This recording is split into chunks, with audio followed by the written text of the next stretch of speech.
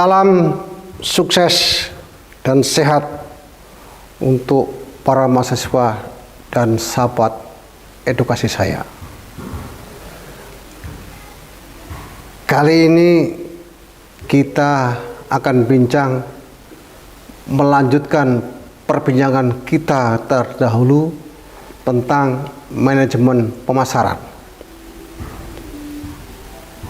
Bincang hari ini fokus kepada siklus hidup produk sebagai bagian daripada materi manajemen pemasaran.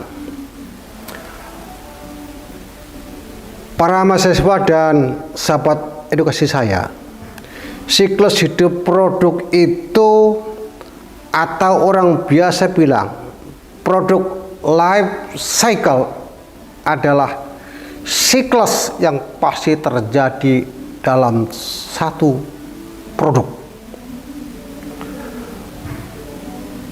Kalau boleh saya ambil pernyataan pendapat dari para ahli,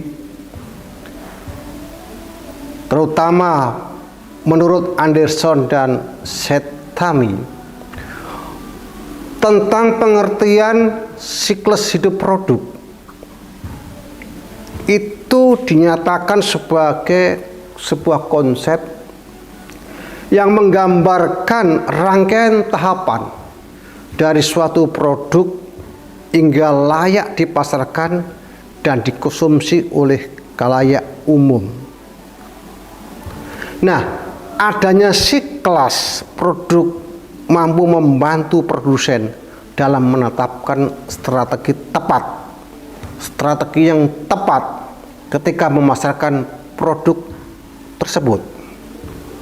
Bahkan tidak hanya itu, produsen juga bisa mengambil langkah perpanjangan umur produk dengan peningkatan kuantitas dan kualitasnya. Bagaimana tahap siklus hidup produk dan berikut contoh-contohnya. Siklus hidup produk itu melalui beberapa tahapan. Yang pertama tentu tahap perkenalan. Tahap perkenalan ini produk life cycle memulai diproduksi dari bahan baku. Hasil produksi merupakan produk atau barang baru di pasaran, kemudian dikenalkan kepada masyarakat, dikenalkan pada calon customer dengan berbagai macam strategi pemasaran. Nah, di tahap pengenalan ini umumnya keuntungan perusahaan tentu masih kecil, sebab pada tahap pengenalan ini adalah pastinya didorong oleh promosi yang sangat besar, karena memang masyarakat belum terlalu mengenal brand produk yang baru dirilis, brand produk yang baru keluar. Nah, contohnya produk life cycle ini misalnya pada aplikasi jual beli sayuran misalnya. Karena produk aplikasi tersebut masih relatif baru, maka belum banyak orang mengetahuinya sehingga kita memasarkannya dengan baik dan masif. Kita ingat waktu lalu yang namanya Gojek, namanya GoFood, Gokar, dan lain sebagainya itu juga melalui promosi yang besar.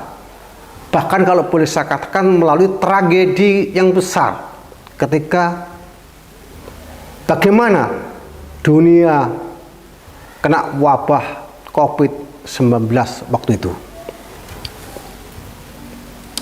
Yang kedua adalah tahap pertumbuhan.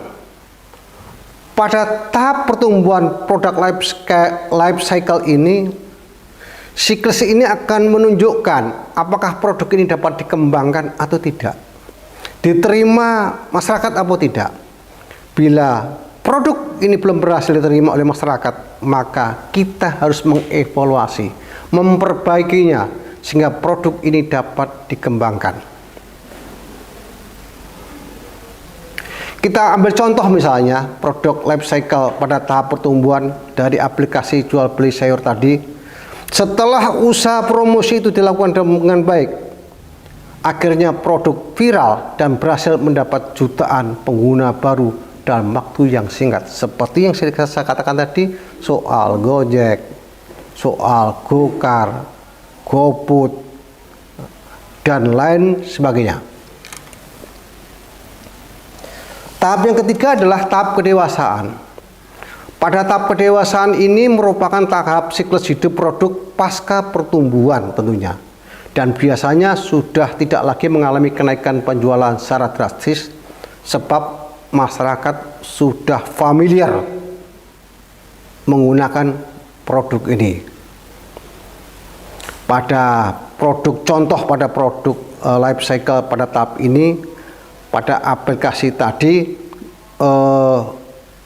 penjualan sayuran itu memulai mendapat keuntungan yang stabil tanpa penurunan yang signifikan. Tetapi harus diingat, jika tidak segera memperbarui siklus hidup produk, di tahap ini penjualan kita juga bisa terancam turun atau artinya bisa terjadi penurunan omset. Yang keempat adalah tahap penurunan. Pada tahap penurunan, tahap terakhir produk life cycle ini adalah tahap penurunan. Nah, pada tahap ini produk mengalami penurunan dari segi penjualan karena minat konsumen biasanya mulai menurun. Ini bisa terjadi karena ada persaingan, ada permintaan yang menurun dan lain sebagainya. Tetapi yang bisa saya garis bawahi adalah contoh produk life cycle pada tahap penurunan itu tadi soal jual beli sayur mengalami pengurangan transaksi. Karena itu di tahap ini tentu kita wajib melakukan inovasi jika tidak ingin kehilangan pengguna. Dan ini berlaku juga bukan untuk jasa, berlaku juga untuk produk barang.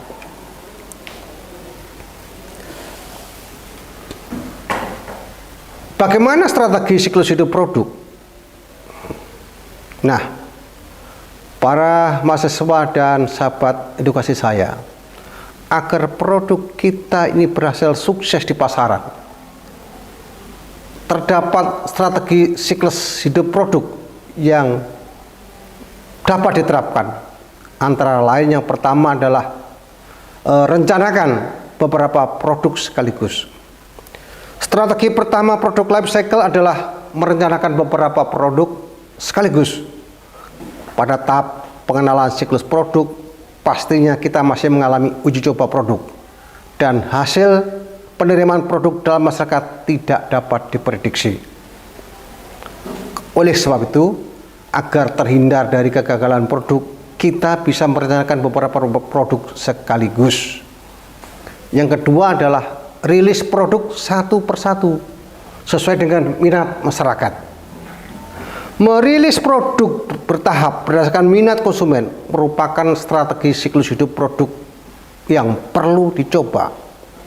Dengan demikian kita bisa memetakan produk mana yang sesuai dengan target pasar yang tepat. Selain itu, kita juga bisa lebih fokus memaksimalkan produk hingga berhasil. Pelajari reaksi masyarakat terhadap suatu produk. Dalam proses evaluasi, kita juga harus bisa menilai perilaku masyarakat terhadap produk baru tersebut.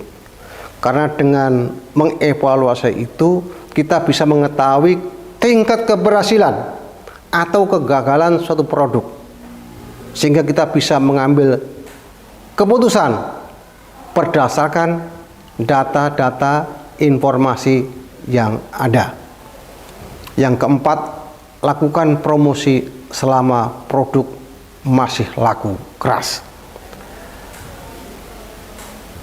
Melakukan promosi selama produk masih laku keras meskipun produk itu masih laris-maris di pasaran.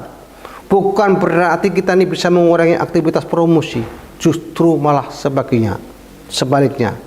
Kita tingkatkan, kita gencarkan promosi terus-menerus agar produk mampu masuk ke tahap pendewasaan. Karena bagaimanapun produk apapun itu pasti ada pesaingnya, ada kompetitornya. Yang kelima, segera perbaharui strategi promosi saat produk tidak laku.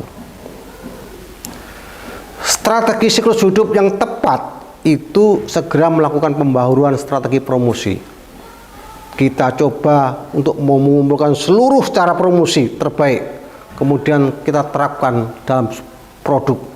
Jika kurang referensi, kita juga bisa melakukan yang namanya ATM, amati, tiru, dan modifikasi.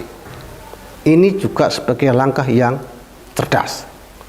Yang keenam, kita juga harus siap-siap merilis produk selanjutnya. Pelanggan itu pasti menemui rasa bosan, boring. Agar siklus hidup kita tidak mati, maka kita harus melakukan inovasi produk untuk dirilis berikutnya. Hari ini akan membawa suasana baru terhadap produk sehingga minat konsumen dapat tumbuh kembali. Salah satu contoh, produk sepeda motor Honda. Itu pembaharuannya tuh barangkali setiap 2-3 tahun itu mengalami inovasi. Begitu juga mobil, misalnya Kijang.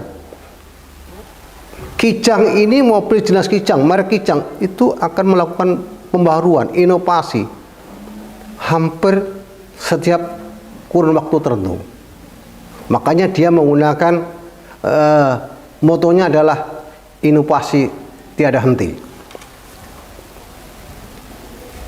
Para mahasiswa dan sahabat edukasi saya, itulah sesi atau pengetahuan yang bisa saya bagi-bagikan pada sahabat-sahabat saya, pada mahasiswa dan sahabat edukasi saya tentang siklus hidup produk, bagian dari mata kuliah manajemen pemasaran. Mudah-mudahan selalu bermanfaat. Sampai ketemu lagi dengan bincang berikutnya, materi berikutnya yang tetap pada manajemen pemasaran yang lebih keren, kredibel, dan bermanfaat. Sampai jumpa.